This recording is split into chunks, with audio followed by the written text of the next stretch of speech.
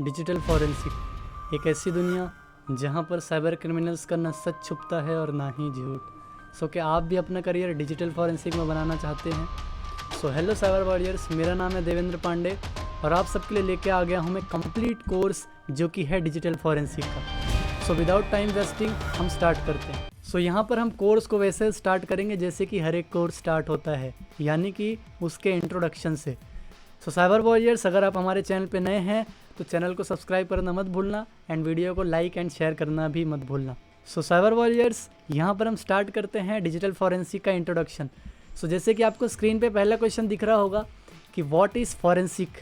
Digital forensic में हम बाद में आते हैं, सबसे पहले हम समझते हैं कि एक्चुअल में फॉरेंसिक होता क्या है। सो अगर मैं सिंपल वे में आपको समझाऊँ फॉरेंसिक क्या है, तो किसी भी चीज़ की डिटेल्ड स्टडी करना, उसी को हम फॉरेंसिक कहते हैं। एग्जाम्पल के लिए आपने साइंस पढ़ा है, लेकिन साइंस को जो डीपली पढ़ता है उसको हम कहते हैं साइंटिस्ट। वैसे यहाँ पर जब हम किसी चीज़ की डिटेल स्टडी करते हैं, उसके बारे में A to Z सारी चीज़ें जानते हैं, उसको कहते हैं हम फॉरेंसिक। ठीक है, मतलब उस चीज़ के बारे में आपको हर एक चीज़ पता हो, आप उसके बारे में डिटेल में हर एक चीज़ जानते हो, उसी को कहेंगे हम फॉरेंसिक। एंड नेक्स्ट जो हमारा क्वेश्चन है वो है what is digital forensic. So digital forensic का मतलब आपको समझ में आ गया, तो डिजिटल फॉरेंसिक भी समझ में आ गया होगा कि जो भी हमारे डिजिटल डिवाइसेस हैं उनके बारे में डिटेल स्टडी करना, डिटेल में उनके बारे में जानना। ठीक है, अब क्या जानना, कैसे जानना, वो हम नेक्स्ट क्वेश्चन में देखते हैं। तो यहाँ पर नेक्स्ट जो हमारा क्वेश्चन है वो है need of digital forensic in today's world. मतलब डिजिटल फॉरेंसिक की आज की दुनिया में क्या यूज़ है, क्या ज़रूरत है डिजिटल फॉरेंसिक की। जब हमारा सब कुछ अच्छे से चल रहा था तो हमको डिजिटल फॉरेंसिक लाने की क्या ज़रूरत पड़ी है। सो आप सभी ने देखा होगा आज के समय में cyber crimes day by day increase होता जा रहा है, उसका जो ग्राफ है वो डे बाय डे टॉप पे जा रहा है। इसीलिए हमको यहाँ पे डिजिटल फॉरेंसिक को लाना बहुत ही इम्पॉर्टेंट हो गया है। डिजिटल फॉरेंसिक क्या है? सो डिजिटल फॉरेंसिक एक्चुअल में वो प्रोसेस है जिसमें हम साइबर क्राइम्स को इन्वेस्टिगेट करते हैं। जितने भी साइबर क्राइम्स होते हैं उन सभी को इस प्रोसेस को द्वारा हम इन्वेस्टिगेट करते हैं। यहाँ पर हमारा नेक्स्ट क्वेश्चन है कि साइबर क्राइम्स क्या होते हैं। तो साइबर क्राइम कुछ ऐसे क्राइम्स होते हैं जिनमें हमारे डिजिटल डिवाइसेस को यूज़ करके साइबर क्राइम किया जाता है। एग्जाम्पल के लिए आपका फ़ोन, आपका लैपटॉप, आपकी स्मार्ट वॉच, वो सारे डिवाइसेस जो कि इंटरनेट से कनेक्ट हो सकते हैं एंड उनसे कुछ ना कुछ गलत एक्टिविटी की जा सकती है। जैसे आजकल बहुत ही फेमस है, वो आपको 25 लाख की लॉटरी का फ़ोन आता होगा, वो सबसे ज़्यादा फेमस है। तो वहाँ पर क्या इन्वॉल्व है? वहाँ पर एक फ़ोन इन्वॉल्व है। सो वो भी एक साइबर क्राइम है। किसी के बैंक से पैसे निकाल लेना, वो भी साइबर क्राइम है। सो कुछ ऐसे क्राइम्स जहाँ पर हमारे डिवाइसेस जो कि इंटरनेट से कनेक्ट हो सकते हैं, उनको यूज़ करके जब कोई क्राइम किया जाता है तो उनको हम कहते हैं साइबर क्राइम। तो साइबर क्राइम आई होप आप सभी को समझ गया होगा। सो यही क्राइम्स जो कि डे बाय डे इंक्रीज़ होते जा रहे हैं हमारे न्यू टेक्नोलॉजी के साथ साथ, इसीलिए हमको यहाँ पे डिजिटल फॉरेंसिक की ज़रूरत पड़ी इन सभी केसेस को इन्वेस्टिगेट करने के लिए, इन सभी केसेस को रिजॉल्व करने के लिए। सो आई होप आप सभी को cyber crime and need of digital forensic, क्या नीड है आज के ज़माने में डिजिटल फॉरेंसिक की, वो समझ में आ गया होगा। सो यहाँ पर मैं आप सभी को एग्जांपल से समझाना चाहूँगा कि हमको साइबर फॉरेंसिक एनालिस्ट या फिर डिजिटल फॉरेंसिक एनालिस्ट की कब नीड होती है। तो यहाँ पर स्क्रीन पे देख सकते हैं आप लोग कि एग्जांपल के लिए ये एक क्राइम सीन है जहाँ पे मर्डर हुआ है एंड उस मर्डर के साइड में हमको एक फ़ोन मिला है। ठीक है, अब यहाँ पर दो केसेस हैं, एक केस जो कि मर्डर है एंड दूसरा कि हमको यहाँ पे फ़ोन मिला है। ठीक है, तो ये वाला केस जो है वो तो पुलिस हैंडल करेगी, लेकिन ये जो फ़ोन मिला है हमको, ये केस हैंडल करेंगे साइबर फॉरेंसिक एनालिस्ट। ठीक है, हम इस फ़ोन में देखेंगे कि इस इंसान ने लास्ट किससे बात की थी, इस फ़ोन में क्या क्या ऐसी चीज़ें मिल सकती हैं जो कि ये मर्डर केस सॉल्व करने में हमारी हेल्प कर सकता है। सो यहाँ पर हमको डिजिटल फॉरेंसिक एनालिस्ट या फिर साइबर फॉरेंसिक एनालिस्ट की ज़रूरत पड़ेगी। सो आई होप आप सभी को डिजिटल फॉरेंसिक इन्वेस्टिगेटर की कब ज़रूरत पड़ेगी, साइबर फॉरेंसिक एनालिस्ट की कब ज़रूरत पड़ेगी, आपको समझ में आ गया होगा। सो यहाँ पर चलते हैं अपने नेक्स्ट टॉपिक पे जो कि है road map of digital forensic. मतलब डिजिटल फॉरेंसिक अगर आप सीखना चाहते हैं तो क्या क्या चीज़ें हैं जो आपको आनी चाहिए। सो यहाँ पर आप लोग स्क्रीन पे देख सकते हैं, जो कि फर्स्ट है नेटवर्किंग। नेटवर्किंग एक ऐसा टॉपिक है जो कि हर जगह आपको कॉमन मिलेगा। सो आपको नेटवर्किंग आना कंपलसरी है, जिसकी सारी सीरीज़ मैंने अपलोड कर दी है अपने चैनल पे, उसकी कंप्लीट प्लेलिस्ट है, उसको जाके चेकआउट कर सकते हो आप लोग। तो आपको यहाँ पे नेटवर्किंग आना चाहिए। उसके बाद इथिकल हैकिंग। इथिकल हैकिंग सबसे इनिशियल स्टेज होती है साइबर सिक्योरिटी की, सबसे स्टार्टिंग स्टेज है, तो आपको इथिकल हैकिंग भी आनी चाहिए। एंड उसके बाद थोड़ी सी प्रोग्रामिंग। यहाँ पे प्रोग्रामिंग ज़्यादा इंपॉर्टेंट नहीं होती है, बट कभी कभी आपको स्क्रिप्ट लिखना पड़ जाए तो प्रोग्रामिंग आप पे काम आ सकती है। एंड उसके बाद आपको मल्टीपल ऑपरेटिंग सिस्टम चलाना आना चाहिए, जैसे कि विंडोज़, लिनक्स, मैक ओएस। सो ये सारे जो ऑपरेटिंग सिस्टम है वो आपको आना चाहिए। एंड यहाँ पर अगर प्रोग्रामिंग की बात करूँ तो मैं आपको रिकमेंड करूँगा पाइथन, क्योंकि बहुत ईजी है, जो आप बहुत ईजी तरीके से समझ सकते हो एंड सीख सकते हो, एंड बहुत कम कोडिंग करनी पड़ती है उसमें। सो आई होप आप सभी को road map of digital forensic समझ में आ गया होगा। सो ये सारी चीज़ें करने के बाद आप डायरेक्ट डिजिटल फॉरेंसिक में आ सकते हो, डिजिटल फॉरेंसिक सीख सकते हो। यहाँ पर डिजिटल फॉरेंसिक को कई नामों से जाना जाता है, जैसे कि कंप्यूटर फॉरेंसिक, जैसे कि साइबर फॉरेंसिक, ठीक है। तो इसको कई नामों से जानते हैं, कंप्यूटर फॉरेंसिक, डिजिटल फॉरेंसिक, कुछ लोग CHFI भी बोलते हैं इसको, ठीक है। तो एक्चुअल में क्या है, ये डिजिटल फॉरेंसिक जो है ना, ये कंप्लीट जितने भी डिजिटल डिवाइसेस हैं उनका कंप्लीट कोर्स होता है, ठीक है। कंप्यूटर फॉरेंसिक्स में सिर्फ कंप्यूटर की फॉरेंसिक की जाती है, लेकिन डिजिटल फॉरेंसिक में कंप्लीट डिजिटल डिवाइसेस आते हैं। सो आई होप आप सभी को ये बातें भी समझ में आ गई होगी। सो चलते हैं हम अपने नेक्स्ट टॉपिक पे। सो यहाँ पर आप लोग देख सकते हो वो सारे सर्टिफिकेशंस जो कि डिजिटल फॉरेंसिक के हैं। यहाँ पर क्या है, बस अलग अलग कंपनीज़ हैं, बाकी सर्टिफिकेशन सेम ही हैं, लगभग 19-20 का फ़र्क है, बाकी सारे सर्टिफिकेशंस यहाँ पे सेम हैं। सो यहाँ पर सबसे पहले मोस्ट फेमस जो कि है CHFI, जो कि EC काउंसिल प्रोवाइड करता है, ये सर्टिफिकेशन का नाम है। CHFI का फुल फॉर्म होता है कंप्यूटर हैकिंग फॉरेंसिक इन्वेस्टिगेशन, ठीक है। सो ये एक सर्टिफिकेट का नाम है। ये सारे सर्टिफिकेट सेम ही हैं, बट इनके नाम डिफरेंट हैं, 19-20 का फ़र्क होगा। एंड उसके बाद है सर्टिफाइड डिजिटल फॉरेंसिक एग्जामिनर, ये मेल 2 करके कोई कंपनी है वो इसको प्रोवाइड करती है। एंड देन उसके बाद है यहाँ पे सर्टिफाइड फॉरेंसिक कंप्यूटर एग्जामिनर। सो ये जो सर्टिफिकेट है ये प्रोवाइड करता है international association of computer investigative specialist, जिसको हम IACIS भी कहते हैं, ठीक है। यहाँ पर आप देख सकते हो इनका शॉर्ट फॉर्म भी लिखा गया है। वैसे ही यहाँ पर ये मल्टीपल सर्टिफिकेशंस हैं जो कि आप यहाँ पर अपने हिसाब से कर सकते हो, ठीक है। तो इनमें से कोई भी सर्टिफिकेशन कर सकते हो। यहाँ पे एक EN केस भी है। EN केस क्या है, एक्चुअल में एक टूल है, फॉरेंसिक का टूल है, एंड साथ ही साथ ये सर्टिफिकेशन भी प्रोवाइड करता है, ठीक है। सो यहाँ पर बहुत सारे सर्टिफिकेशन हैं, बहुत सारे ऑप्शंस हैं आपके पास। आप इनमें से कोई भी ऑप्शन जो कि आपके बजट में हो, जो भी आपको अच्छा लगे आप जा सकते हो। किसी में ज़्यादा कोई कुछ फ़र्क नहीं है, 19-20 का फ़र्क होगा। सो ये सारे सर्टिफिकेशंस आप कर सकते हो। सर्टिफिकेशन करने के बाद आप डिजिटल फॉरेंसिक इन्वेस्टिगेटर बन सकते हो। बाकी सारी चीज़ें यहाँ पे तो मैं आपको सिखाऊंगा ही। सो चलते हैं अपने नेक्स्ट टॉपिक पे। सो यहाँ पर देख सकते हो आप, हमारा नेक्स्ट जो टॉपिक है वो है career and scope. Career and scope क्या है हमारे डिजिटल फॉरेंसिक में। सो यहाँ पर आप किन किन रोल्स पे जा सकते हैं, क्या क्या जॉब होती हैं हमारे डिजिटल फॉरेंसिक की, तो वो सारी चीज़ें यहाँ पर हम देखते हैं। सबसे पहले देखते हैं हम digital forensic analyst and examiner, वही जो कि हर एक डिजिटल डिवाइसेस जितने भी केस आते हैं उसको एग्जामिन करेंगे, एनालिस्ट करेंगे, एंड सारी रिपोर्ट जो है वो पुलिस वालों को बना के देंगे। तो इनका काम क्या होगा, इनका काम होगा केसेस को इन्वेस्टिगेट करना, ठीक है, एग्जामिन करना, ठीक है। सो इस जॉब में भी आप जा सकते हो। एंड उसके बाद है यहाँ पे इंसिडेंट रिस्पॉन्डर, जो कि ऑर्गेनाइजेशंस पे काम करते हैं एंड क्या क्या कमी है वो सारी चीज़ें इन्वेस्टिगेट करते हैं। बट मैं आपको एक बात बता दूं कि यहाँ पर जब डिजिटल फॉरेंसिक की जो नीड है वो कब पड़ती है, वो क्राइम होने के बाद पड़ती है। सो डिजिटल फॉरेंसिक कब काम आता है, क्राइम होने के बाद, ठीक है।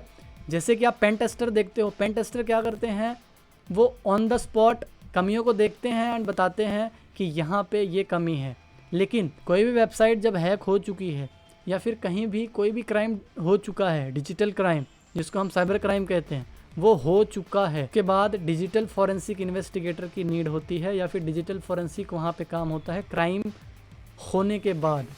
क्राइम से पहले तो पेन टेस्टर एवरीथिंग ये सारे सिक्योर कर रहे होते हैं। इनके सिक्योरिटी के बावजूद अगर क्राइम हो जाता है तो हमारी नीड होती है, यानी साइबर फॉरेंसिक एनालिस्ट की नीड होती है। हम लोग जाते हैं वहाँ पे, पता करते हैं कि ये क्राइम कैसे हुआ तो किस वजह से हुआ और किसने किया, ये सारी चीज़ें। सो वो सारी चीज़ें इन्वेस्टिगेट करते हैं हम वहाँ पे। एंड नेक्स्ट आता है हमारा यहाँ पे cyber security consultant. Cyber security consultant क्या, तो कोई भी अपने कंपनी या फिर किसी से रिलेटेड आपसे कंसल्ट कर सकता है। साइबर सिक्योरिटी कंसल्टेंट एक ऐसी जॉब होती है, एक ऐसी सर्विस होती है जहाँ पे हम लोग एडवाइस देते हैं कंपनीज़ को, ऑर्गेनाइजेशंस को कि ये ऐसी चीज़ें करोगे तो आपकी जो सिस्टम है वो सिक्योर रहेंगे।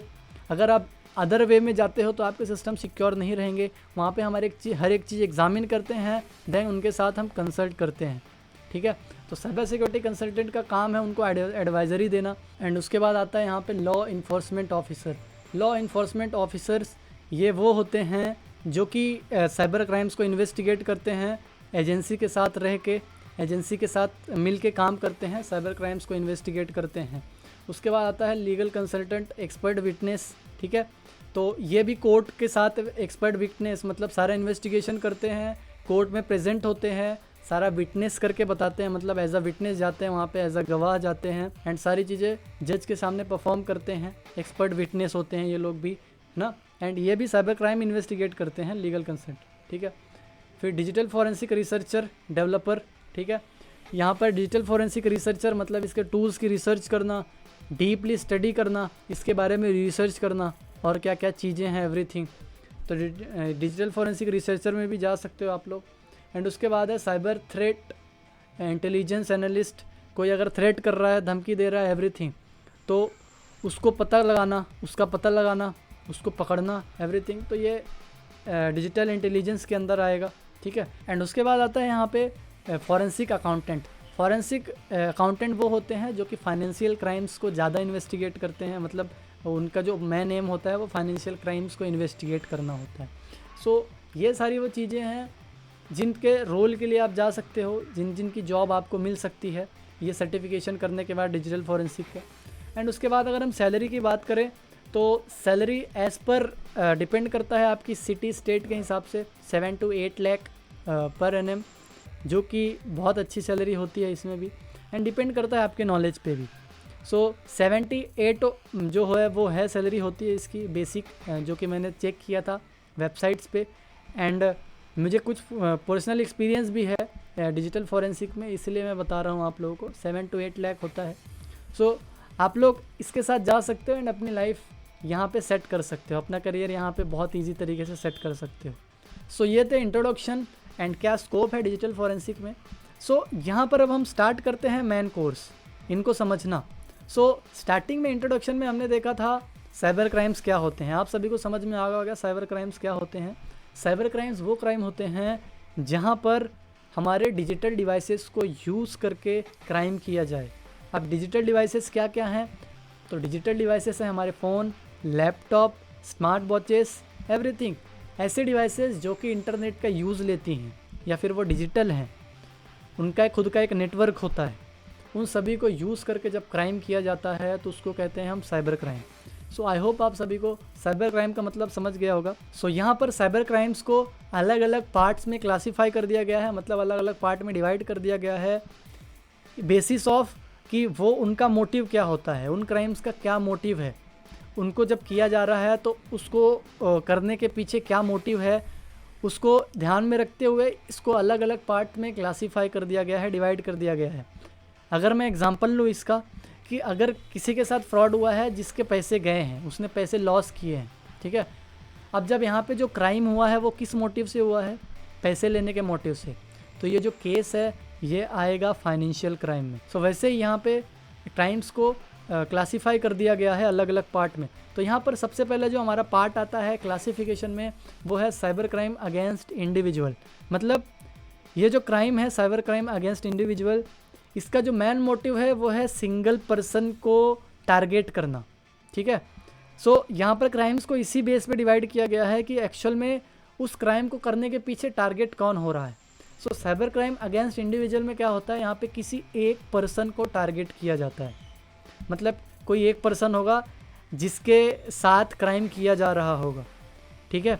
सो यहाँ पर इसके अंदर क्या क्या चीज़ें आती हैं, सो इसके अंदर क्या क्या क्राइम्स आते हैं। तो सबसे पहले है यहाँ पे आइडेंटिटी थेफ्ट। आइडेंटिटी थेफ्ट मतलब किसी इंसान की उसकी पहचान चोरी कर लेना। अब एग्जांपल मैं देता हूँ आपको किसी ने कॉल किया कि मैं बैंक से बात कर रहा हूँ, मुझे आपका आधार कार्ड नंबर चाहिए, एवरीथिंग चाहिए। तो यहाँ पर उसने क्या किया, वहाँ पर उसने बैंक के कर्मचारी की या फिर बैंक का जो एम्प्लॉय था उसकी एक आइडेंटिटी चोरी की, ठीक है। या फिर आपकी आइडेंटिटी चोरी करके, एग्जांपल के लिए कोई फ़ोन करके बोले हेलो मैं देव बोल रहा हूँ, मुझे इतने पैसे की ज़रूरत है। तो उसने क्या किया, यहाँ पे देव की आइडेंटिटी चोरी की, देव की आइडेंटिटी को थेफ्ट किया उसने। तो इस क्राइम को, ये भी एक क्राइम है, इसको हम कहते हैं आइडेंटिटी थेफ्ट करना। किसी की जो पहचान है वही चुरा लेना, या फिर वो इंसान बन के बात करना जो है ही नहीं। तो मतलब उसने क्या किया, यहाँ पर उसकी आइडेंटिटी थेफ्ट कर ली, उसकी आइडेंटिटी को चोरी कर लिया, ठीक है, उसकी पहचान चोरी कर ली उसने, ठीक है। नेक्स्ट क्राइम है साइबर क्राइम अगेंस्ट इंडिविजुअल के अंडर में online harassment and cyber bullying. So आप लोगों ने बहुत सारे ऐसे क्राइम्स देखे होंगे जैसे कि वो लोग आपको ऑनलाइन धमकी दे रहे होते हैं, फेसबुक में, इंस्टाग्राम पे, मैसेज में, ईमेल पे, है ना, एंड हरेस कर रहे होते हैं। हरेस मतलब उनको उत्पीड़न पहुंचा रहे होते हैं, उनको हरेसमेंट कर रहे होते हैं उनके साथ अलग अलग तरीके से। सो उनको मेंटली टॉर्चर कर रहे होते हैं बेसिकली। तो ये सारे जो क्राइम हैं ये online harassment and cyber bullying में आते हैं, ठीक है। एंड उसके बाद है ऑनलाइन स्टॉकिंग। ये एक ऐसा क्राइम है जो कि बहुत ज़्यादा होता है, एंड इस क्राइम के वजह से बहुत सारे क्राइम परफॉर्म हो जाते हैं। एक ही क्राइम के वजह से बहुत सारे क्राइम किए जा सकते हैं। तो साइबर स्टॉकिंग का मतलब क्या है, मतलब ऑनलाइन स्टॉकिंग का मतलब क्या है। तो ऑनलाइन स्टॉकिंग का मतलब है किसी का पीछा करना, ऑनलाइन तरीके से किसी का पीछा करना, मतलब फेसबुक पे उस पर नज़र रखना, डिजिटल तरीके से उस पर नज़र रखना, उसको ट्रैक करना, ठीक है। फेसबुक पे जैसे कोई बंदा फेसबुक पे है, कोई पर्सन फेसबुक पे है, तो उस पर नज़र रख रहे हो आप कि कहाँ जा रहा है, कैसे कर रहा है, ठीक है। तो इसको क्या कहते हैं, ऑनलाइन स्टॉकिंग, मतलब हम उसको ट्रैक कर रहे हैं सोशल मीडिया के थ्रू, है ना। तो ये सारी जो चीज़ें हैं ये आती हैं ऑनलाइन स्टॉकिंग में, या फिर साइबर स्टॉकिंग भी कहते हैं हम इसको, ठीक है। सो आई होप आप सभी को साइबर क्राइम अगेंस्ट इंडिविजुअल समझ में आ गया होगा। अब ये जो क्राइम है ये सिर्फ एक ही पर्सन को लेके टारगेट करते हैं, मतलब एक ही पर्सन की आइडेंटिटी थेफ्ट करते हैं। ऑनलाइन हैरेसमेंट भी एक ही पर्सन को करेंगे, मतलब कहने का मतलब ये है कि यहाँ पे टारगेट एक ही पर्सन होगा, ठीक है। तो इसीलिए इसको कहते हैं हम cyber crime against individual. Next जो है हमारा यहाँ पे वो है फाइनेंशियल क्राइम्स। फाइनेंशियल क्राइम्स वो क्राइम्स होती हैं जिनका मोटिव सिर्फ पैसा कमाना होता है, ठीक है, जिनका मोटिव सिर्फ पैसा लूटना होता है, आपके पैसे को किसी भी तरीके से लेना होता है, ठीक है। तो इसके अंदर क्या क्या चीज़ें आती हैं वो हम देखते हैं। इस फाइनेंशियल क्राइम के अंडर कौन कौन से क्राइम आते हैं। सो यहाँ पर देखो, पेमेंट कार्ड फ्रॉड, ठीक है, जैसे पेमेंट कार्ड, किसी का कार्ड कॉपी कर लिया, कार्डिंग कर लिया, ठीक है, किसी के कार्ड क्लोन कर लिया, या फिर किसी के कार्ड से पैसे निकाल लेना, ठीक है, या फिर किसी के कार्ड का नंबर लेके OTP के थ्रू उसका पेमेंट निकाल लेना। मतलब कि ऐसा क्राइम जहाँ पे कार्ड इन्वॉल्व है उसको हम कहते हैं payment card fraud. And next time आ रहा है यहाँ पे फिशिंग ईमेल स्कैम। फिशिंग करके, फिशिंग क्या होती है, फिशिंग एक ऐसा अटैक है जहाँ पर आपको एज इट इज़ वेबसाइट की कॉपी बना के आपको भेजा जाता है, एंड आपको लगेगा वो ओरिजिनल ही वेबसाइट है, लेकिन एक्चुअल में वो डुप्लीकेट होती है। वहाँ पर जैसे ही आप अपनी डिटेल्स फिल करते हो, ईमेल आईडी, पासवर्ड, एवरीथिंग, वो सारी चली जाती है अटैकर के पास, ठीक है। तो अटैकर उसका मिसयूज़ करता है एंड आपके साथ क्राइम कर देता है, आपके साथ फ्रॉड कर देता है। तो ईमेल के थ्रू किया जाता है ये सारी चीज़ें, या फिर मैसेजेस के थ्रू भी किया जा सकता है। तो इसको फिशिंग एंड ईमेल स्कैम में बोलते हैं हम लोग, है ना। तो लिंक्स, बेसिकली लिंक्स के थ्रू किया जाता है ये अटैक, ठीक है। लिंक भेजेंगे आपको, आप उस पर क्लिक करोगे, एक वेबसाइट खुलेगी जो कि एग्जैक्ट ओरिजिनल वेबसाइट के जैसे ही होगी। एग्जांपल के लिए आप लोगों ने अमेज़ॉन देखा होगा, एग्जैक्ट उसकी क्लोन वेबसाइट बनाएंगे एंड वो आपको सेंड कर देंगे। आपको लगेगा ये ओरिजिनल वेबसाइट है, आप वहाँ पे अपने पेमेंट कार्ड्स के डिटेल्स डालोगे एंड वो क्रिमिनल्स के पास पहुँच जाएगा एंड वो आपके साथ फ्रॉड कर देंगे, ठीक है। तो आप लोग बच के रहिए ऐसे क्राइम्स से। तो इसको हम कहते हैं फिशिंग एंड ईमेल। एंड उसके बाद यहाँ पे आता है हमारा रैंसमवेयर अटैक। रैंसमवेयर अटैक ये मोस्ट पॉपुलर अटैक है आज के टाइम पे। एक्चुअल में ये इसका जो काम है ये बहुत ही स्ट्रॉन्ग तरीके से होता है। रैंसमवेयर अटैक एक ऐसा अटैक है, रैंसम का मतलब ही होता है वसूली करना, ठीक है। तो ये क्या होता है कि किसी भी तरीके से किसी भी वेबसाइट पे आप गलत वेबसाइट पे विजिट कर रहे हो, गलत एप्लीकेशन आपने इंस्टॉल कर लिया, तो एक मलेशियस एप्लीकेशन है जो कि आपके सिस्टम पे इंस्टॉल हो जाएगा एंड वो आपके सारे फाइल्स को इनक्रिप्ट कर देगा। ऐसी फाइल्स को इनक्रिप्ट करेगा कि आप उसको ओपन ही नहीं कर पाओगे, ना ही समझ पाओगे। एंड फिर वहाँ पे एक मैसेज पॉपअप होके आएगा जहाँ पे लिखा होगा कि मुझे इतना पैसा दो, तब जाके मैं आपकी ये सारी फाइल डिक्रिप्ट करूँगा। लेकिन यहाँ पे 100% चांस नहीं है कि आपकी वो फाइल डिक्रिप्ट करें, ठीक है। सो किसी भी गलत वेबसाइट पे विजिट नहीं करना चाहिए आपको। सो यहाँ पर ये जो अटैक है इसको हम रैंसमवेयर अटैक कहते हैं। मतलब वो आपसे पैसे वसूल कर रहा है, ठीक है। पैसे के लिए ये क्राइम किया गया है, इसका मोटिव भी पैसा है, इसलिए इसको फाइनेंशियल के अंडर रखा गया है। सो आई होप आप सभी को फाइनेंशियल क्राइम भी समझ गए होंगे जिसका मोटिव पैसा होता है। नेक्स्ट क्राइम आता है यहाँ पे हमारा cyber crime against organisations. Organisation जैसे हमारी बड़ी बड़ी कंपनीज। सो ऐसा क्राइम जहाँ पे टारगेट पूरी की पूरी कंपनी ही हो, एक कंप्लीट ऑर्गेनाइजेशन ही हो, उसको कहते हैं हम साइबर क्राइम अगेंस्ट ऑर्गेनाइजेशन। तो इसके अंदर क्या क्या क्राइम्स आते हैं? डेटा ब्रीच करना, मतलब किसी भी कंपनी का डेटा ब्रीच कर देना, डेटा लीक कर देना, ठीक है। एंड सेकेंडली आता है यहाँ पे intellectual property theft. Intellectual properties क्या होती हैं? इंटेलेक्चुअल प्रॉपर्टीज़ वो प्रॉपर्टीज़ होती हैं जैसे किसी कंपनी का कॉपीराइट, उसके सॉफ्टवेयर्स, उसके डिजिटल कोड्स, ठीक है, उसके सोर्स कोड्स, ये सारे चीज़ें आती हैं। मतलब उनकी जितनी भी डिजिटल प्रॉपर्टीज़ हैं, मतलब ऑनलाइन प्रॉपर्टीज़ हैं। ऑनलाइन प्रॉपर्टीज़ क्या हो सकती हैं? उनके एप्लीकेशंस, उनकी वेबसाइट्स, ये सारी जो चीज़ें हैं ये आती हैं इंटेलेक्चुअल प्रॉपर्टी थेफ्ट में। वो प्रॉपर्टी जो कि डिजिटली हैं, ठीक है।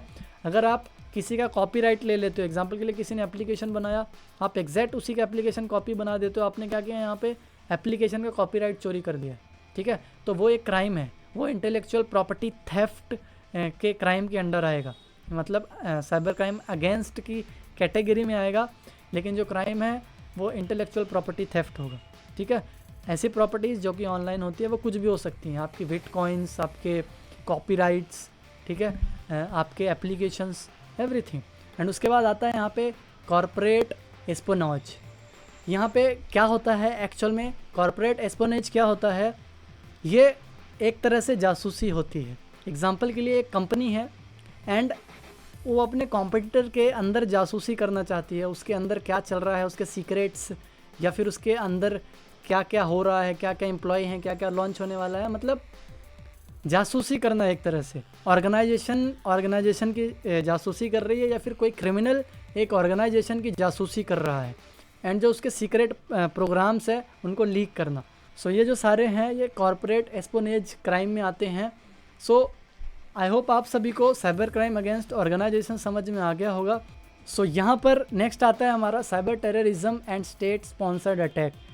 कुछ ऐसे हमले जिसमें कि टारगेट सिर्फ स्टेट को किया जाता है, ठीक है। स्टेट का आतंकवाद, स्टेट में साइबर क्राइम्स बढ़ाना, या फिर स्टेट में साइबर टेररिज्म बढ़ाना, ठीक है। एक स्टेट वहाँ पे पूरा का पूरा टारगेट हो, ठीक है। या फिर कोई भी स्टेट ऐसे हमले स्पॉन्सर्ड कराता है, या फिर ऐसे अटैक स्पॉन्सर्ड कराता है, या फिर कोई स्टेट जो गवर्नमेंट है वो ऐसे स्पॉन्सर्ड कराती है, ठीक है। किस लिए? साइबर क्रिमिनल्स को पकड़ने के लिए। एंड इसके अंदर जो क्राइम्स होते हैं वो क्या क्या होते हैं? सबसे पहला साइबर वॉरफेयर, मतलब वही कि साइबर हर एक डिजिटल डिवाइस को यूज़ करके वहाँ पे वॉरफेयर करना, ठीक है, गवर्नमेंट के साथ या फिर स्टेट के साथ। एंड उसके बाद है यहाँ पे साइबर प्रोपेगेंडा एंड डिसइंफॉर्मेशन। ये क्या होता है कि साइबर, जैसे कि प्रोपेगेंडा का मतलब आपको समझ में आ गया, जो तथाकथित चीज़ें कहानियाँ बना के लोगों तक सर्कुलेट की जाती हैं, वो सारी चीज़ें इसके अंडर आती हैं। एंड गलत इन्फॉर्मेशन फैलाना, जैसे आप लोगों ने देखा होगा बहुत सारे लोग ऐसा करते हैं कि उनको कुछ नॉलेज नहीं होती फिर भी गलत चीज़ें फैला रहे होते हैं, बस प्रोपेगेंडा कर रहे होते हैं वहाँ पे, ठीक है। तो वो इसके अंडर में आता है, जो कि एक गवर्नमेंट, स्टेट गवर्नमेंट के खिलाफ होता है प्रोपेगेंडा, ठीक है।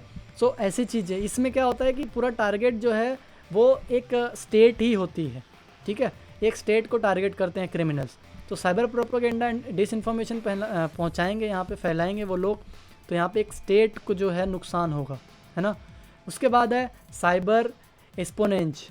इससे क्या, इसको क्या कहते हैं हम लोग, ये वही है जासूसी जिसको कहते हैं, वो कॉर्पोरेट जासूसी। हमने यहाँ पे देखा था ये कॉर्पोरेट जासूसी है, मतलब कंपनी की कोई जासूसी कर रहे हैं। लेकिन यहाँ पर क्रिमिनल्स क्या करते हैं, ऑनलाइन तरीके से किसी की भी जासूसी कर लेते हैं, या स्टेट गवर्नमेंट की या फिर अपने टारगेट की, ठीक है। तो किसी की भी यहाँ पे स्टेट लेवल पे किसी की भी जासूसी करने को हम यहाँ पे साइबर एस्पोनेंज कहेंगे, ठीक है, यानी जासूसी करना, ठीक है। सो आई होप आप सभी को इतने सारे अटैक्स एंड उनके कैटेगरी समझ में आई होगी। अब चलते हैं हम नेक्स्ट, यहाँ पर है हमारा साइबर क्राइम अगेंस्ट गवर्नमेंट, मतलब कुछ ऐसे क्राइम्स जिसमें टारगेट गवर्नमेंट होती है। सो यहाँ पर हम देखते हैं इसमें कौन कौन से क्राइम्स इन्वॉल्व हैं। तो यहाँ पर देखो, सबसे पहले आएगा यहाँ पे cyber crime attack on government system, मतलब गवर्नमेंट सिस्टम्स पे अटैक करना, जितनी भी गवर्नमेंट की डिजिटल प्रॉपर्टी है उस पर अटैक करना, उनके सिस्टम पे अटैक करना, ये बहुत बड़ा क्राइम होता है, ठीक है। एंड नेक्स्ट आता है हमारा साइबर टेररिज्म। साइबर टेररिज्म हम उसको कहेंगे जिसमें कि पूरे देश के खिलाफ, पूरे देश को टारगेट किया जा रहा हो, या फिर देश की जो इन्फॉर्मेशन है उसको बाहर देशों में ले जाया जा रहा हो, तो इसको कहते हैं हम साइबर टेररिज्म, जो कि टेररिस्ट जैसे होते हैं, बस ये होते हैं, बट ये ऑनलाइन तरीके से काम कर रहे होते हैं, देश की कुछ खुफिया इन्फॉर्मेशन देना, बाकी चीज़ें। तो साइबर टेररिज्म एक आतंकवादी होते हैं जो कि ऑनलाइन तरीके से काम करते हैं, देश की इन्फॉर्मेशन दूर दूर तक पहुंचाना, देश की इन्फॉर्मेशन लीक करना, एवरीथिंग। सो ये थे हमारे क्लासिफिकेशन ऑफ साइबर क्राइम्स, जिनको अलग अलग तरीके से इन्वेस्टिगेट किया जाता है, अलग अलग तरीके से इनकी हर एक की रिपोर्ट बनती है।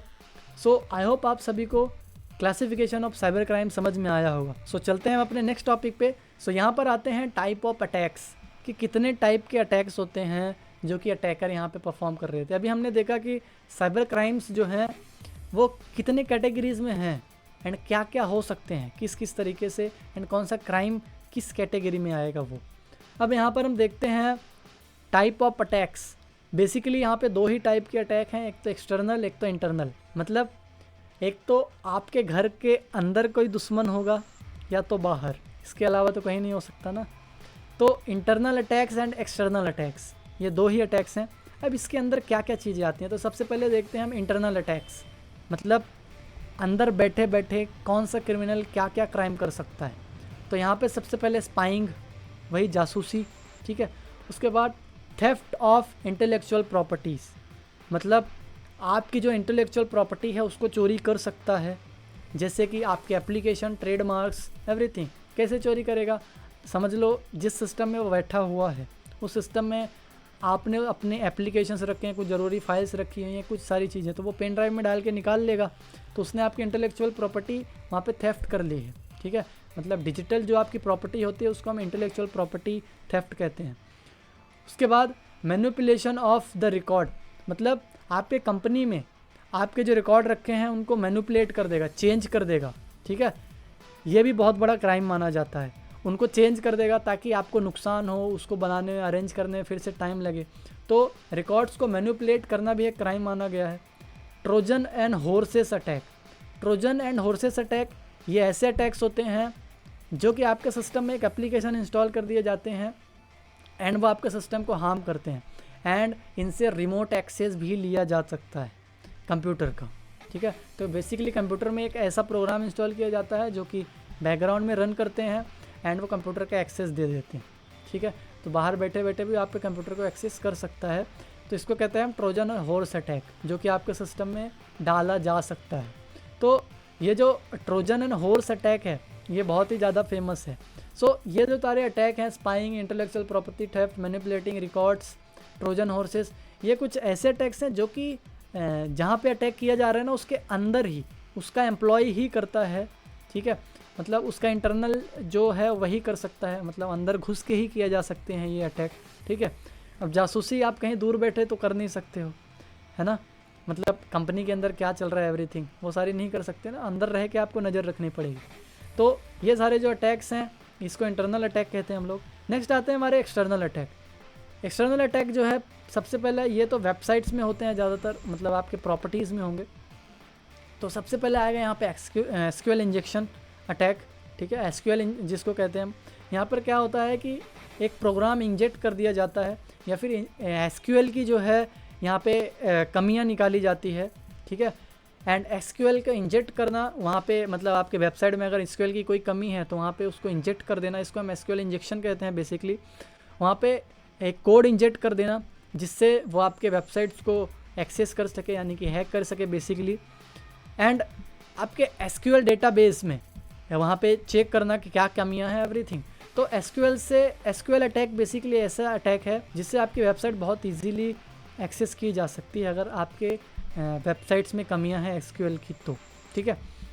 उसके बाद आता है ब्रूट फोर्स अटैक। ये भी बाहर बैठ के किया जाता है। मतलब कि क्या होता है ब्रूट फोर्स में कि आप लोगों ने देखा होगा कि जैसे एक पासवर्ड है एंड उसको क्रैक करने के लिए ना वहाँ पे बहुत सारे पासवर्ड ट्राई किए जाते हैं।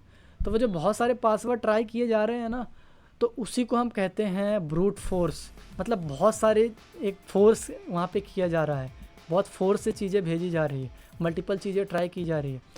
तो जो ब्रूट फोर्स है ये कई तरह के जगह पे यूज़ होता है। ज़्यादातर पासवर्ड क्रैकिंग में मैंने देखा है ये यूज़ होता है ब्रूट फोर्स अटैक। उसके बाद आता है आइडेंटिटी थेफ्ट, जैसे कि मैंने बताया किसी भी इंसान की इन्फॉर्मेशन चोरी कर लेना, ठीक है। फिशिंग या स्पूफिंग, ईमेल में आपको लिंक भेजना एंड आपको एग्जैक्ट ये महसूस कराना कि वो जो वेबसाइट है वो लीगल है। लिंक पे क्लिक करके जो वेबसाइट ओपन हुई है वो लीगल है, आप वहाँ पे इन्फॉर्मेशन डालोगे एंड अटैकर आपकी जो इन्फॉर्मेशन है वो चोरी कर देगा। एंड उसके बाद आता है यहाँ पे स्पूफिंग एक ऐसा अटैक होता है जहाँ पे जो अटैकर है वो अपने इन्फॉर्मेशन को छुपाने की या फिर आपके सिस्टम को यूज़ करके, वो आपका आईपी एड्रेस यूज़ करके, आपके ईमेल को यूज़ करके वो क्राइम करते हैं, ठीक है। तो स्पूफिंग में एक्चुअल में क्या होता है कि जो अटैकर है वो आपके या फिर किसी दूसरे की इन्फॉर्मेशन यूज़ लेता है क्राइम करने के लिए, ठीक है। सो उसको हम स्पूफिंग कहते हैं, मतलब अपनी इन्फॉर्मेशन ना भेज के दूसरे की इन्फॉर्मेशन भेज देना, उसको स्पूफिंग कहेंगे हम लोग। उसके बाद आता है डिनायल ऑफ सर्विस अटैक, ठीक है। डिनायल ऑफ सर्विस अटैक यानी डॉस अटैक इतना खतरनाक अटैक होता है कि ये बड़े बड़े सिस्टम्स को डाउन कर सकता है। सो डिनायल ऑफ सर्विस अटैक यानी डॉस अटैक क्या होता है, तो यहाँ पर देखो जैसे कि ये कंपनी है, ठीक है, ये कंपनी की एक वेबसाइट है एंड ये वेबसाइट जो है वो एक समय में 100 रिक्वेस्ट ले मतलब एक टाइम पे 100 लोग इस वेबसाइट पे विज़िट कर सकते हैं, जा सकते हैं, ठीक है। अब मतलब ये पता चल गया हमको, यहाँ पे ये पता चल रहा है कि इस वेबसाइट की जो कैपेसिटी है वो एक टाइम पे 100 लोग एक्सेस कर सकते हैं। मतलब 100 लोगों की कैपेसिटी है इस वेबसाइट के हैंडल करने की, मतलब 100 लोगों को एक्सेस हैंडल कर सकती है वेबसाइट, ठीक है। सो यहाँ पर क्या करते हैं डॉस अटैक में अटैकर एक्चुअल में इस 100 रिक्वेस्ट को ना भेज के यहाँ पे 1000 रिक्वेस्ट भेज दिया जाता है। सो यहाँ पर क्या होता है कि ओवरलोडिंग के वजह से ये वेबसाइट डाउन हो जाती है। हालांकि बहुत सारी सिक्योरिटी लगा दी गई हैं, पर जिसमें भी कमियां होती हैं वो वेबसाइट बेसिकली डाउन कर दी जाती हैं। सो एक ऐसा अटैक जो कैपेसिटी से ज़्यादा कर दिया जाता हो, एग्जाम्पल के लिए किसी वेबसाइट की एक्सेप्ट करने की कैपेसिटी 100 है और वहाँ पे 1000 रिक्वेस्ट भेज दो आप, तो वो डॉस अटैक कहलाता है। मतलब उसकी कैपेसिटी से ज़्यादा आपने वहाँ पे अटैक कर दिया। सो आई होप आप सभी को डॉस अटैक समझ में आया होगा। अब चलते हैं हम नेक्स्ट है हमारा साइबर डिफेमेशन मतलब ऑनलाइन तरीके से किसी को बदनाम करना। जैसे आप लोगों ने देखा होगा ऑनलाइन आज कुछ भी होता है, किसी को भी बदनाम करते हैं बिना मतलब के, तो वो भी एक क्राइम है। तो उसको क्या कहते हैं हम, साइबर डिफेमेशन मतलब बदनामी, किसी को बदनाम करना। सो आई होप आप सभी को ये सारी चीज़ें समझ में आई होगी। साइबर डिफेमेशन या फिर एक्सटर्नल अटैक क्या होते हैं, तो ये सारी जो चीज़ें हैं एक्सटर्नल लेवल पे की जाती है, मतलब बाहर रह के की जाती है, ठीक है। ये सारी चीज़ें एक्सटर्नल अटैक्स एंड ये सारे इंटरनल एंड अटैक्स, मतलब ये सारे टाइप ऑफ अटैक हैं जो कि इंटरनल एंड एक्सटर्नल लेवल पे किए जाते हैं। एंड यहाँ पर एक और अटैक आता है जिसको हम कहते हैं कंप्यूटर वेंडलिज्म, ठीक है। कंप्यूटर वेंडलिज्म एक्चुअल में क्या होता है, यहाँ पर कंप्यूटर्स को फिज़िकली हार्म किया जाता है, मतलब किसी भी डिवाइस को फिज़िकली डैमेज कर देना, उसको फिज़िकली तोड़ देना, ठीक है, उसको तोड़ देना फिज़िकली, उसको उसके साथ तोड़ फोड़ करना, उसको कहते हैं हम कंप्यूटर वेंडलिज्म, ठीक है। सो ये एक नोट पॉइंट है, इसको याद रखना। सो आई होप आप सभी को इंटरनल एंड एक्सटर्नल अटैक समझ में आए होंगे। अब हम चलते हैं अपने नेक्स्ट टॉपिक पे, जो कि है यहाँ पे डिजिटल एविडेंसेस। डिजिटल एविडेंसेस क्या होते हैं? डिजिटल एविडेंस मतलब डिजिटल सबूत। हम जज के सामने या फिर कोर्ट में क्या क्या एविडेंस दे सकते हैं, क्या क्या प्रूफ एक्सेप्टेबल होते हैं, या फिर ऐसे कौन कौन से डिवाइस हैं जो कि एक्सेप्टेबल होंगे। सो हर एक डिवाइस जो कि क्राइम में इन्वॉल्व है वो हर एक एविडेंस प्रूफ किया जा सकता है, ठीक है। सो यहाँ पर देखो प्रूफ क्या क्या हो सकता है। पहला एविडेंस, तो सबसे पहला एविडेंस जो है वो इंटरनेट ही होता है। इंटरनेट में जो भी आपने एक्टिविटीज़ की हैं, जो भी रिकॉर्ड्स लॉग्स हैं, वो सारी चीज़ें इंटरनेट पे रिकॉर्ड होती हैं। तो एंड ये सारे क्राइम जो है इंटरनेट के वजह से ही होते हैं। तो सबसे पहला जो क्राइम है वो इंटरनेट होगा। एंड उसके बाद है हम आपका मोबाइल फ़ोन आज देखा होगा आपने, ज़्यादातर क्राइम्स जो है फ़ोन से ही हो रहे हैं। आप लोगों ने देखा होगा सोशल इंजीनियरिंग की जाती है, आप लोगों को लालच दिया जाता है पैसों का, है ना। या फिर कोई ऐसा क्राइम सीन है जहाँ पे हमको फ़ोन मिला है एंड हमको पता करना है कि इस ह्यूमन ने क्या क्या चीज़ें किया है पास्ट में, ठीक है, क्राइम होने से पहले क्या क्या चीज़ें इसके फ़ोन में मिल सकती हैं, क्या क्या प्रूफ मिल सकता है हमको, वो सारे हम फ़ोन के एविडेंस के थ्रू प्रूफ कर सकते हैं, ठीक है। उसके बाद लैपटॉप, ठीक है। लैपटॉप कैसे हो सकता है? तो लैपटॉप के अंदर का रैम, ठीक है, रैम की भी इंफॉर्मेशन निकालते हैं हम लोग, एंड लॉक्स निकालते हैं सिस्टम के, वो सारी चीज़ें निकालते हैं यहाँ पे। इसके हार्ड डिस्क की सारी इन्फॉर्मेशन निकालते हैं हम लोग कंप्यूटर के। तो बेसिकली कहा जाए तो लैपटॉप भी हमारा एविडेंस होता है। उसके बाद पेन ड्राइव्स, अगर कहीं पे क्राइम सीन पे हमको पेन ड्राइव मिल रही है एंड उसके अंदर कोई ऐसी इन्फॉर्मेशन है जो कि केस से रिलेटेड है, वो पेन ड्राइव हम एज अ एविडेंस प्रेजेंट कर सकते हैं कोर्ट पे। उसके बाद डिजिटल कैमरा के अंदर कोई ऐसी चीज़ रिकॉर्ड है जो कि डायरेक्ट क्राइम से रिलेटेड है, डायरेक्ट जो हम प्रूफ कर सकते हैं कोर्ट में कि ये क्राइम से ही रिलेटेड ये सारी चीज़ें हैं, तो वो हम कैमरे को भी प्रेजेंस कर सकते हैं एज अ एविडेंस, ठीक है। उसके बाद आती हैं डिजिटल वॉचेस। आज आप सभी ने देखा होगा वॉचेस जो कि आ रही हैं अभी, इंटरनेट से भी चलती हैं, उनसे भी बहुत सारी चीज़ें इन्फॉर्मेशन निकाली जा सकती है डिजिटल वॉचेस से, जैसे कि कॉल हो गया, किससे बात की आपने, क्या क्या चीज़ें देखा, कहाँ कहाँ गए, आपकी मोशन ट्रैकिंग, एवरीथिंग, तो वॉच से भी निकाली जा सकती हैं। एंड इंटरनेट तो मैंने बता दिया सबसे पहले। And hard disk storage devices, basically वो सारे डिवाइसेस जिसमें चीज़ें स्टोर हो सकती हैं, उनको हम पेश कर सकते हैं एज अ कोर्ट के सामने, ठीक है। हम कोर्ट को वहाँ पे बता सकते हैं कि ये एविडेंसेस हैं, ठीक है। एंड वो सारे एविडेंस डायरेक्टली केस से रिलेटेड होने चाहिए, ठीक है, तब जाके आप वहाँ पे प्रेजेंट कर सकते हो। सो यहाँ पर चलते हैं अपने नेक्स्ट पॉइंट पे। तो यहाँ पर हम देखते हैं कि वो कौन कौन से एविडेंस है जो कि एक्सेप्टेबल होंगे, कैसे एविडेंस होने चाहिए जो कि कोर्ट में एक्सेप्टेबल हो। सबसे पहले आप लोग यहाँ पे देख सकते हो, सबसे पहला जो पॉइंट है अंडरस्टैंडेबल, मतलब ऐसे एविडेंस जो कि जजेस को समझ में आए, ठीक है। वो एविडेंस डायरेक्टली जजेस को समझ में आने चाहिए, तब जाके वहाँ पे आपको ये जो एविडेंस है वो आप पे काम का होगा, नहीं तो कोई काम का नहीं है। एंड उसके बाद है यहाँ पे एडमिनिसेबल क्या होता है? जो हमने वहाँ पे एविडेंस प्रेजेंस किया है वो क्राइम से रिलेटेड हो, मतलब फैक्ट से रिलेटेड हो, मतलब जो क्राइम है उससे रिलेटेड हो, इधर उधर घुमाने वाली जो एविडेंस है वो ना हो, ठीक है। उसके बाद है ऑथेंटिक मतलब जो हमने एविडेंस भेजा है, मतलब जो एविडेंस हमने दिया है वो ऑथेंटिक है, उसके साथ कोई छेड़छाड़ नहीं हुई है। इसके रिज़ल्ट में हम लोग क्या करते हैं? हैश वैल्यू जनरेट करते हैं, ठीक है। हम डिजिटल डिवाइसेस या फिर जो हमारे एविडेंस है वहाँ पे उसके हम लोग हैश वैल्यू जनरेट करते हैं। अब ये सारी प्रोसेस हम आगे चल के देखेंगे। सो हैश वैल्यू हमको ये श्योरिटी देता है कि ये जो एविडेंस है इसके साथ कोई छेड़छाड़ नहीं हुई है। अगर उसके साथ छेड़छाड़ होती तो उसका जो वैल्यू है, हैश वैल्यू, वो चेंज हो जाता। तो ऑथेंटिक मतलब हमने जो एविडेंस दिया है वो ऑथेंटिक होना चाहिए, उसके साथ कोई छेड़छाड़ नहीं हुई है, सो उसको भी एक्सेप्टेबल तभी किया जाएगा। एंड उसके बाद आता है यहाँ पे रिलायबल एक्चुअल में क्या होता है कि हमको वहाँ पे जज को बताना होता है कि हमने जो भी प्रोसेस की है वो पूरी प्रॉपर तरीके से की है, इसमें कोई दिक्कत नहीं है, एंड क्या क्या प्रोसेस की है वो सारी चीज़ें हमको वहाँ पे जज को बताना होता है। तो हमने जो वहाँ पे एविडेंस प्रेजेंस किया है वो रिलायबल है, अच्छे तरीके से हमने उसको जांच किया है एंड किसी हायर अथॉरिटी के निगरानी में हमने इन्वेस्टिगेट किया है। सो रिलायबल का मतलब यही है कि हमने जो भी काम किया है वो ऑथेंटिक तरीके से, मतलब कि रिलायबली किया है, ठीक है, हमने जो पेश किया है वो रिलायबल है, ठीक है, क्योंकि हमने सारी प्रोसेस जेन्युइन यूज़ की है। एंड उसके बाद आता है यहाँ पे कंप्लीट का इन द सेंस कि हमने जो एविडेंस वहाँ पे प्रेजेंस किया है वो कंप्लीट होना चाहिए। ऐसा नहीं होना चाहिए कि इनकम्प्लीट हमने वहाँ पे पेश कर दिया एंड केस नेक्स्ट डेट पे चला गया। नहीं तो अगर वो एविडेंस कंप्लीट नहीं है तो आपको फिर से इन्वेस्टिगेट करने के लिए लगाएंगे वो लोग, ठीक है। वो आपको फिर से इन्वेस्टिगेट ना करना पड़े, इसलिए वो जो आपका एविडेंस है वो प्रॉपरली हर तरीके से कंप्लीट होना चाहिए। वो एविडेंस ऐसा होना चाहिए कि वो जो आरोपी है वो आरोपी है या नहीं, मतलब जो क्रिमिनल है वो उसने क्राइम किया है या नहीं, ये चीज़ें प्रूफ कर दे, ठीक है। वो एविडेंस कहने का मतलब है पूरा रहे, ठीक है, एक ही बार में पूरा प्रूफ कर दे।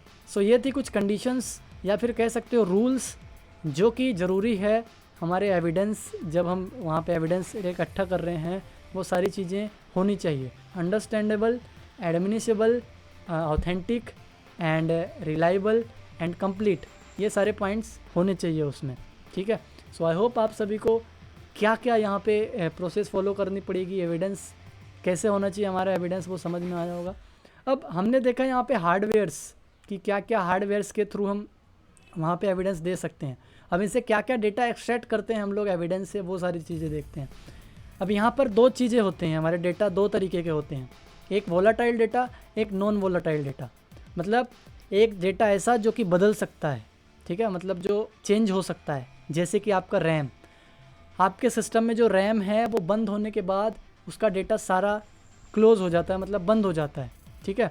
एंड नॉन वोलाटाइल डेटा जो कि आपके हार्ड डिस्क में होता है आपके सिस्टम में, जो कि आप डाउनलोड्स पे रखते हो एवरीथिंग, वो सारी चीज़ें नॉन वोलाटाइल होती हैं।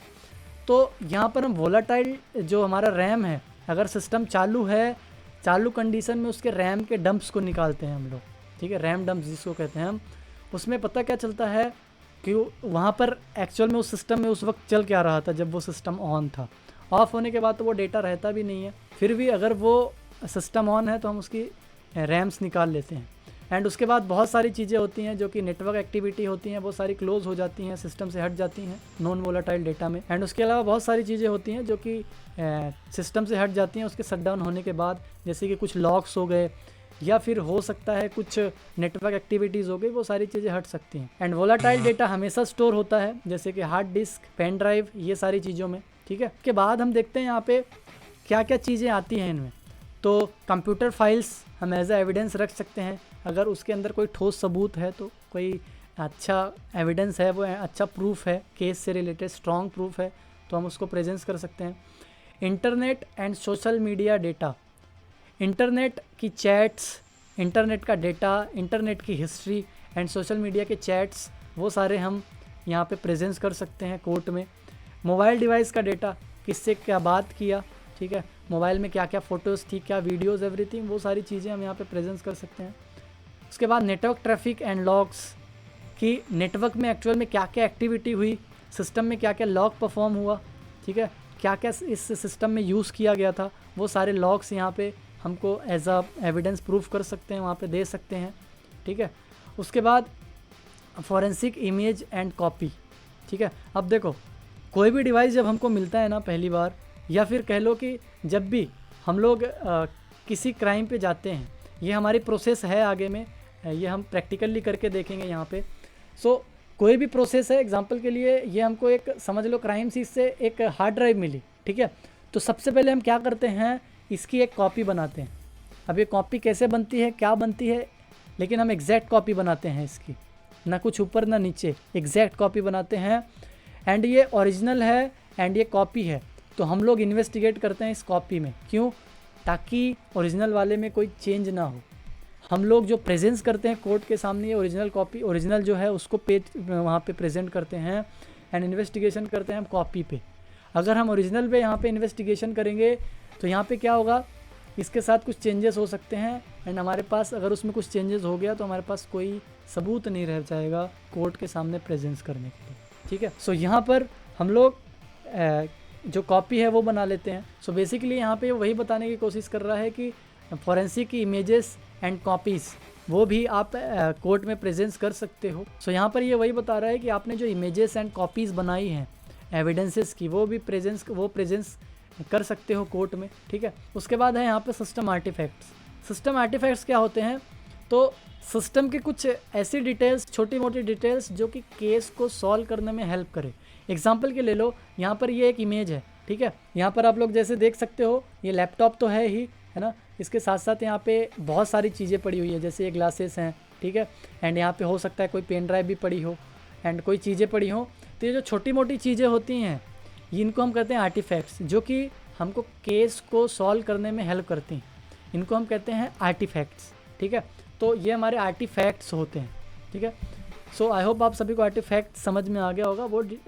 वो प्रूफ जो कि हमारे केस को सॉल्व करने में छोटी मोटी हेल्प करते हैं, छोटी मोटी मदद करते हैं, उनको आर्टिफैक्ट्स कहते हैं। एंड उसके बाद है यहाँ पे इंक्रिप्शन कीज़ एंड पासवर्ड्स।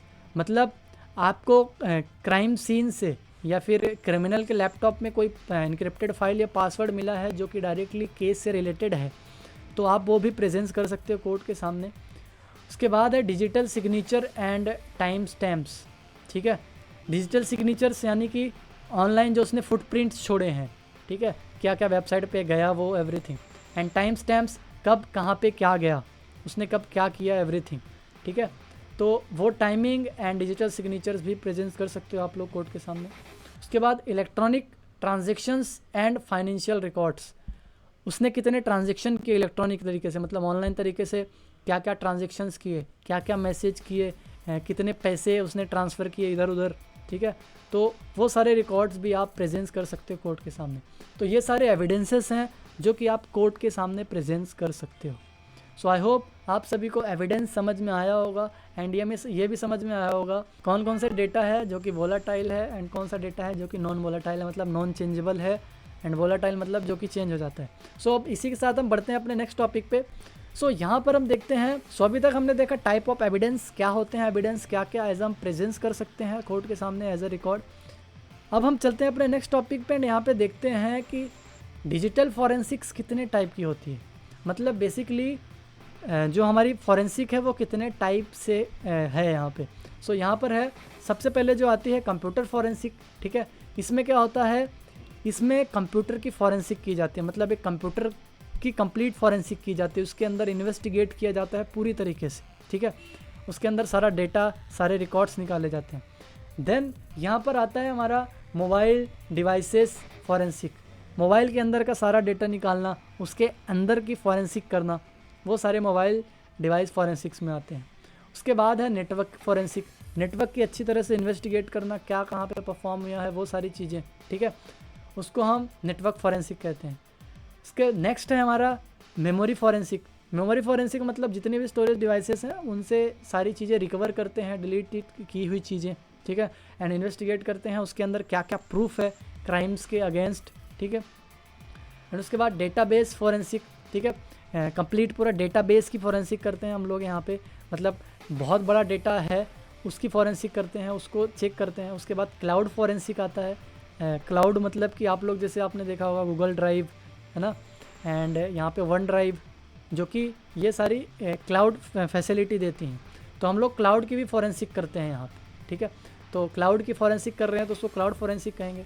उसके बाद IoT internet of things forensic करते हैं। इंटरनेट ऑफ थिंग्स IoT क्या होते हैं, वो छोटी छोटी डिवाइसेस जैसे कि वॉच, वो IoT में आती है।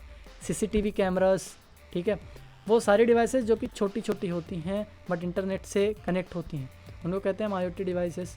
उसके बाद है सोशल मीडिया फॉरेंसिक, मतलब सोशल मीडिया से रिलेटेड जितनी भी डिटेल्स हम निकाल सकते हैं वो फॉरेंसिक करते हैं। उसके बाद ऑपरेटिंग सिस्टम फॉरेंसिक्स, मतलब यहाँ पे हर एक ऑपरेटिंग सिस्टम की फॉरेंसिक की जाती है, जैसे लिनक्स, विंडोज़, है ना, एंड मैक, इन सभी की फॉरेंसिक भी यहाँ पे की जाती है, इन्वेस्टिगेट किया जाता है उनको डीपली, ठीक है। एंड उन ऑपरेटिंग सिस्टम से क्या क्या मिल सकता है, क्या क्या डिटेल्स मिल सकती है, वो सारी इन्वेस्टिगेट की जाती है। उसके बाद है यहाँ पे ऑडियो फॉरेंसिक। ऑडियो फॉरेंसिक में बेसिकली हम ऑडियो को पहचानते हैं कि इसके साथ कोई मैनिपुलेशन हुआ है या नहीं है, इस ऑडियो का कोई केस से लेना देना है या नहीं, इस केस में कुछ इस मतलब अगर हमको कोई ऑडियो मिल रहा है तो उस ऑडियो में कुछ बोला गया है क्या केस से रिलेटेड, एवरीथिंग। उसके बाद हम करते हैं ईमेल फॉरेंसिक। ईमेल को पूरी तरह से इन्वेस्टिगेट करते हैं कि इस क्राइम से रिलेटेड कुछ चीज़ें हैं या नहीं, ठीक है। उसके बाद है यहाँ पे dark web forensic. Dark web forensic, dark web क्या होता है, डार्क वेब एक्चुअल में एक ऐसी दुनिया होती है जो कि इंटरनेट से बाहर है, ठीक है। सो ये सारा कॉन्सेप्ट हम आगे चल के धीरे धीरे क्लियर करेंगे। ये इथिकल हैकिंग का टॉपिक है, वो जो कि मैं आपको धीरे धीरे क्लियर करवा रहा हूँ, उसकी भी सीरीज़ चल रही है साइड बाय साइड। तो डार्क वेब फॉरेंसिक भी करते हैं हम लोग यहाँ पे, जो कि इलीगल बिजनेस होता है वो वेबसाइट्स पे, ठीक है।